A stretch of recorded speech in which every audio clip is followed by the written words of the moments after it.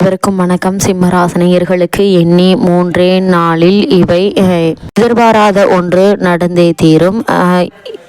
இந்த நாள் 28/11/2024 யாராலும் தடுக்க இயலாது. அந்த வகையில் சிம்மராசினியர்களுக்கு என்ன மாதிரியான நன்மைகள் எல்லாம் ஏற்பட இருக்கு, கிரக நிலைகளின் ரீதியாக அமையிருக்கு, சாதகங்கள் என்ன, பாதகங்கள் என்ன, மேலும் என்ன மாதிரியான நன்மைகள் எல்லாம் ஏற்பட இருக்குது, குறிப்பா இத்தருணங்கள்ல மேலும் என்ன மாதிரியான முன்னேற்றங்கள் எல்லாம் ஏற்பட இருக்கு என்பது குறித்தான முழுமையான பதிவு தான் இந்த வீடியோல நம்ம விரிவா பார்க்க போகிறோம். அந்த வகையில சிம்மராசினியர்களை பொறுத்த வரைக்கும் இன்றைய நாள் சாதாரண பிரதோஷ வேளைகளில் சிவாலயம் சென்று வழிபட்டால் 1 வருடம் ஆலயம் சென்று இறை வழிபாடு செய்த பலன் கிடைக்குங்க. அதுவே சனிக்கிழமை வரும் மகா பிரதோஷத்தன்று இறைவனை வழிபட்டால் 5 வருடம் ஆலய வழிபாடு செய்த பலன் கிடைக்குங்க. சிவபெருமான் அபிஷேக பிரியர். அவருக்கு பிரதோஷத்தன்று கறந்த பசும்பால் கொண்டு அபிஷேகம் செய்து வழிபட்டால் சிறப்பான பலனை பெறலாம். இல்லையென்றால் இளநீர் அபிஷேகம் செய்வது நல்லது. இறைவன் இயற்கையை விரும்பக்கூடியவன். எனவே இயற்கையான வில்வ இலை அர்ச்சனையும் சிவபெருமானை மகிழ்ச்சிப்படுத்தும். இது தவிர தும்பை பூ மாலை அணிவித்து பிரதோஷத்தன்று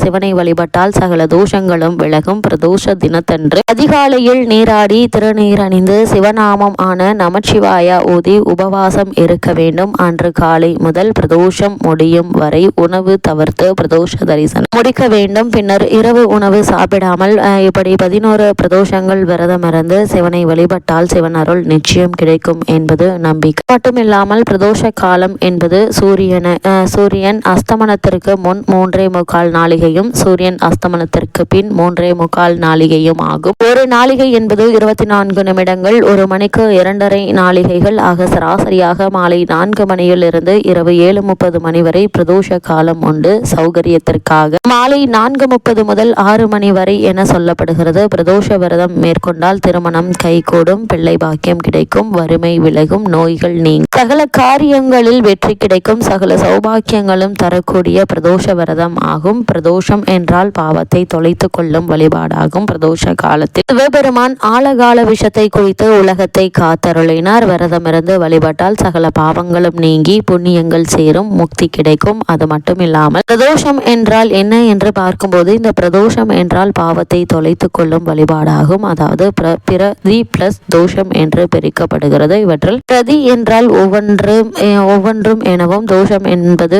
பாவத்தை குறிப்பதாகும். பிரதோஷ வழிபாடு செய்வதால் ஒவ்வொருவரும் தங்களுடைய பாவத்தை தொலைத்து கொள்ளும் வழி என குறிப்பிடப்படுகிறது. ஒவ்வொரு மாதமும் அமாவாசைக்கு பின் பௌர்ணமிக்கு பின் வரும் திரியோதசி திதி என்னும் 13ஆம் நாள் மாலை 4:30 மணி முதல் 6 மணி வரை பிரதோஷ காலம் கடைபிடிக்கப்படுகிறது. இந்த பிரதோஷத்தினுடைய புராண கதை என்ன என்று பார்க்கும்போது பார்க்கடலை கடைந்து அதிலிருந்து வரக்கூடிய அமிர்தத்தை உண்டால் மரணமில்லா வாழ்க்கை வாழலாம் என மகாவிஷ்ணு கூற தேவர்கள் அமிர்தத்தை எப்படியாவது எடுத்தாக வேண்டும் என தயாராகினார். ஆனால் அது எளிய வேலை அல்ல என தெரிந்து கொண்டு அசுரர்களையும் அதில் பங்கேற்க அழைத்தனர். தேவர்களும் அசுரர்களும் அமிர்தத்தை கடைய ஒத்துழைத்தனர். பார்க்கடல் மந்தார மலையை மத்தாகவும் வாசுகி பாம்பை கயிறாகவும் பயன்படுத்தி கடைய தொடங்கினர்.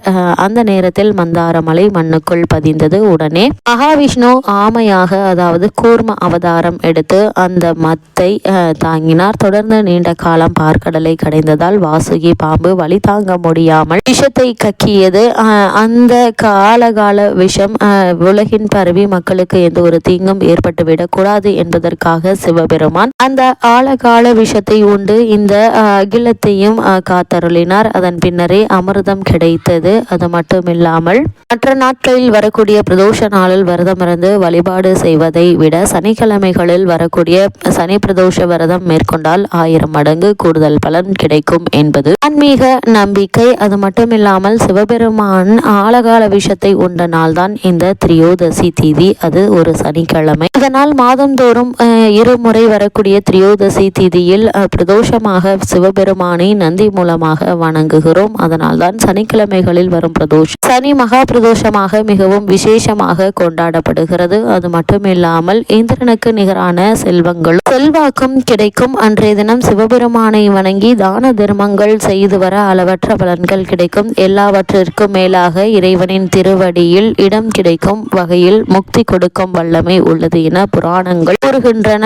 இந்த சனி பிரதோஷமான இன்றைய தினத்துல சிவபெருமானை நாம் வழிபடுவதன் மூலமாக நம் வாழ்வில் ஏற்பட்டு கொண்டிருக்கும் அனைத்து துன்பங்களும் நீங்கி நல்ல ஒரு முன்னேற்றம் ஏற்படும் என்பதை கூறப்படுதுங்க. அது மட்டும் இல்லாமல் இன்றைய நாளில் சிவபெருமானை நாம் வழிபடுவதன் மூலமாக திருமண தடை நீங்கி புத்திரபாக்கிய யோகம் கிடைக்கும். அந்த வகையில் சிம்மராசினியர்களுக்கு 28/11/2024 தேதியான இன்றைய தினம் மேலும் என்ன மாதிரியான நன்மைகள் எல்லாம் உங்களுடைய வாழ்வில் ஏற்பட இருக்கு என்று பார்க்கும்போது உங்களுடைய ராசிக்கு சுகஸ்தானத்தில் புதன் சூரியனோடு இணைந்து யோகம் பெறுகிறாருங்க. உயர்கல்வி கற்க நினைப்பவர்கள் இது நல்ல காலங்க. அதாவது வெளிநாடு சென்று விசேஷ உயர்கல்வி பெற வேண்டும் என்ற விருப்பமுள்ள சிம்மராசியை சேர்ந்த மாணவ மாணவிகள் அதற்கான முயற்சிகளை தற்போது நீங்கள் தாராளமாக மேற்கொள்ளலாங்க. சிறு முயற்சியிலேயே ஸ்காலர்ஷிப்புடன் கூடிய முன்னேற்றம் ஏற்பட இருக்குது. அதற்கான வாய்ப்புகளும் ஏற்பட இருக்குதுங்க. அதே போல் உங்களுடைய ராசிக்கு 5இல் சுக்கிரன் அமர்ந்திருப்பதால் கலை தொழில்கள் சிறப்பாக நடக்குங்க.